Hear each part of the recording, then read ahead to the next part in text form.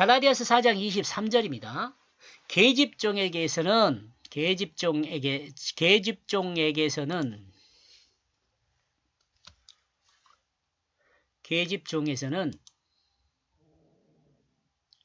육체를 따라 낳고 자유하는 여자에게서는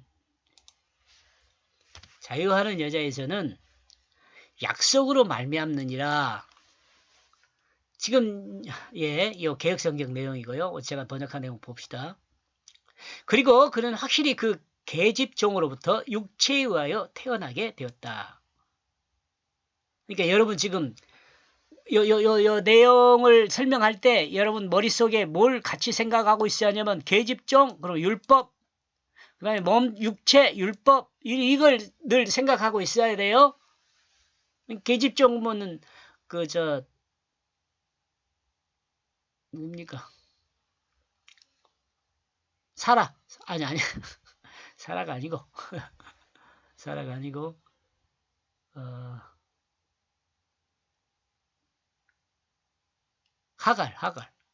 하갈에서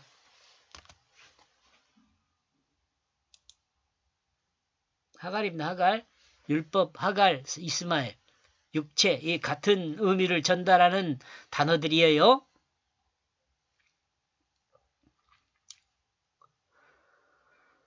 이스마엘은 하나님께서 들으심이라는 말이거든요. 브엘세바에서 이제 이 내용을 설명을 합니다. 약속의 우물이죠. 브엘세바는. 사라의 육체적인 생각과 사례요. 아직 이름이 바뀌기 전이니까. 사례의 육체적인 생각과 계획으로 태어난 아들입니다. 그러나 그는 종의 아들이기 때문에 또한 육체를 따라 출생한 종이기 때문에 하나님이 아브라함에게 약속한 그 유업을 받을 자녀가 되지 못하였습니다. 이거 하나님 말씀이에요.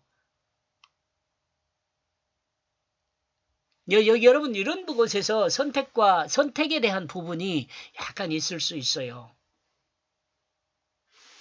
사례는 선택되었잖아요. 근데 하나님께서 하갈은 선택되지 않았어요. 어디에요? 구원의 역사에.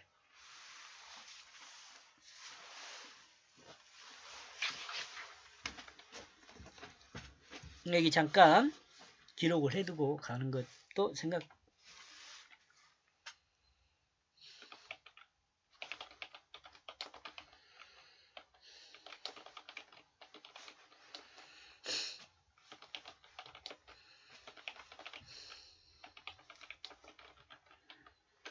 사례는 선택받은 사람입니다.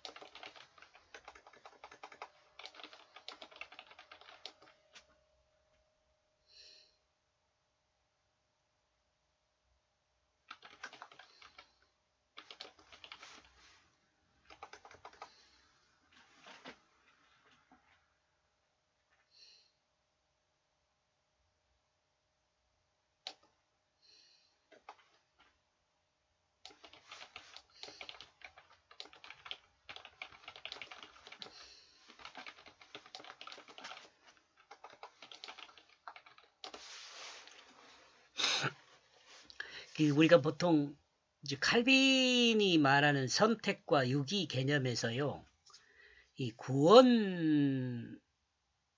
인간이 구원받는 것은 선택이다.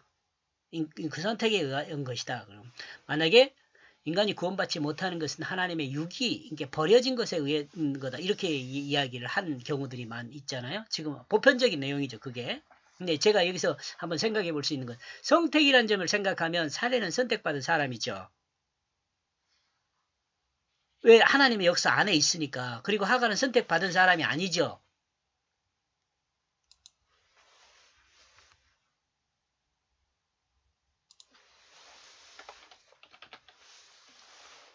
그런데 이 선택은요. 그런데 이 선택은 구속사의 선택을 말합니다. 구속사의 선택.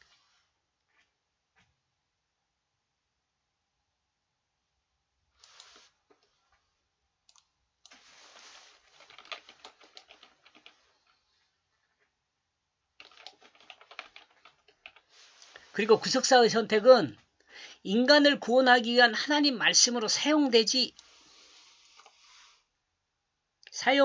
것과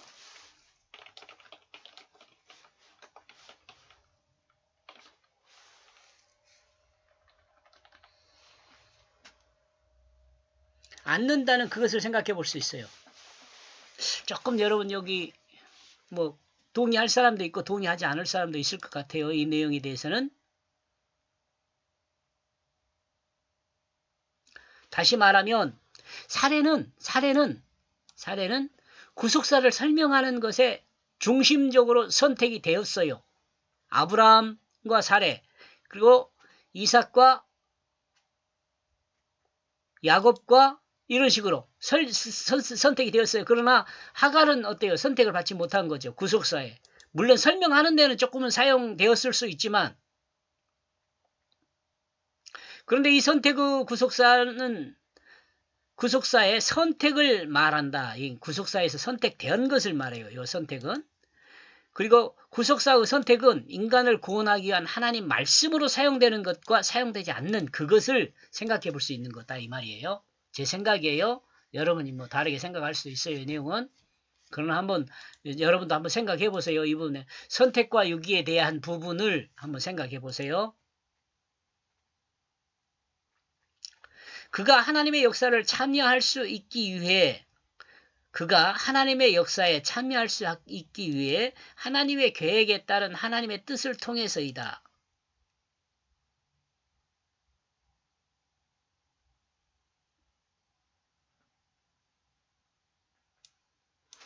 하나님의 역사에 참여할 수 있는 것은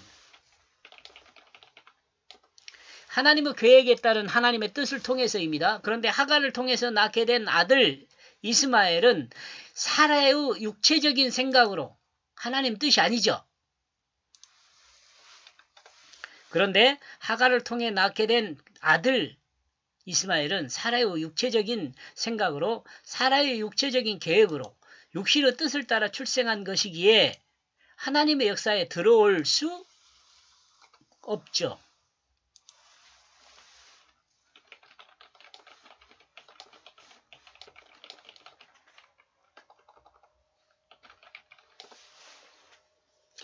이 육체적인 생각이 들어올 수 없죠. 인간의 생각이 인간의 그 내용이거든요. 이게 하나님 뜻이 아니라. 이는 중요한 내용입니다. 하나님의 사람들이 하나님의 뜻을 따라 살아야 할 이유가 바로 여기에 있다는 것입니다. 만약 하나님은 하나님의 뜻이 아닌, 만약 하나님의 사람이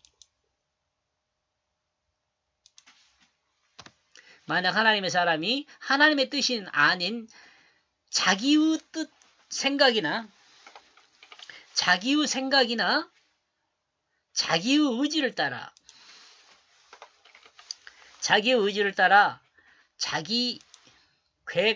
자기가 계획한 일을 행한다면, 자기가 계획한 일을 실행한다면 그것은 하나님의 역사가 아니라 뭐예요? 자신의 역사가 되는 거죠. 그리고 하나님의 역사가 아니라 개인이며 소모적인 역사로, 무용한 역사로 하나님의 역사를 괴롭히고 방해하는 역사가 됩니다.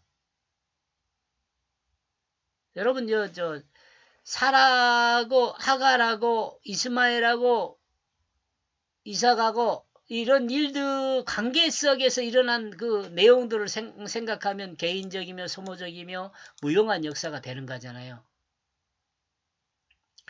율법을 인간의 의지로 행하며, 율법을 인간의 그 의지로 행하여 하나님 자녀가 될 수 없다는 것을 드러냅니다.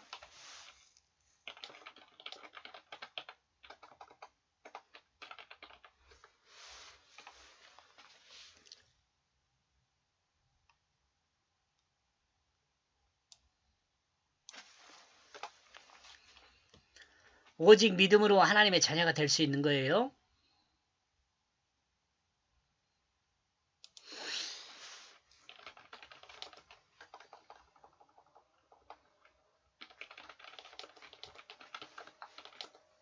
오직 하나님의 그 은혜를 믿음으로 하나님과 자녀 될 수 있어요. 은혜는 뭐냐면은 그 은혜는 뭐라고 했어요? 하나님 결심이잖아요. 그 하나님께서 결심한 내용이 뭐예요? 작정과 경륜이에요. 작정은 하나님께서 계획하신 것이고 경륜은 하나님의 계획에 따른 그 질서를 말해요. 이 시대의 중동 문제의 근본이 바로 이 부분이 원인이라는 것은 그것을 많은 학자들과 사회학자들이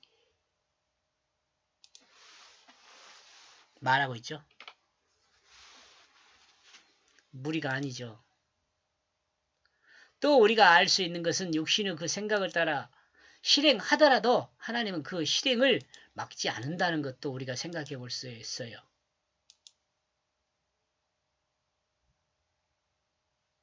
알 수 있는 것은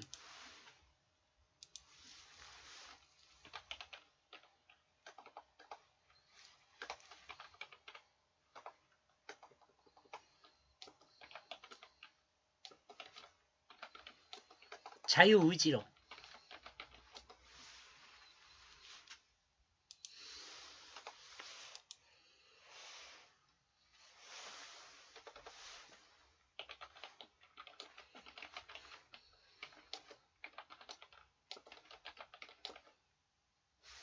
참고로 하나님이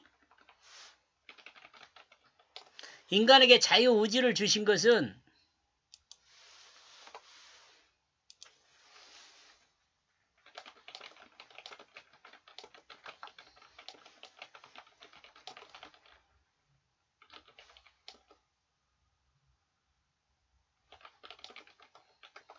자유의지를 주신 건 하나님 말씀에 순종하기 위함이라고.